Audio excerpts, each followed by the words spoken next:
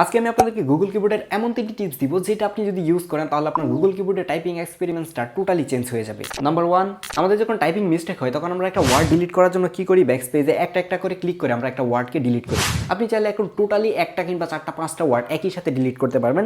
আপনি ব্যাকস্পেজে একটু long press করে আপনি যদি লেফট সাইডে সোয়াইপ করেন তাহলে দেখতে পারবেন যে ফুলটাই কিন্তু মার্ক হচ্ছে এবং আপনার যতটুকু দরকার ততটুকু মার্ক করে কিন্তু আপনি ডিলিট করতে পারছেন এবং এটা কিন্তু অনেক বেশি ইউজফুল। নাম্বার 2, আমরা যখন এক লাইনের মতো টাইপ করে ফেলি তখন যদি দেখি যে মধ্যে কোনো একটা ওয়ার্ড আমাদের ভুল হয়েছে তখন আমরা কি করি, টাচ করে সেই ওয়ার্ডের মধ্যে আমাদের কার্সরটাকে নিয়ে যাই।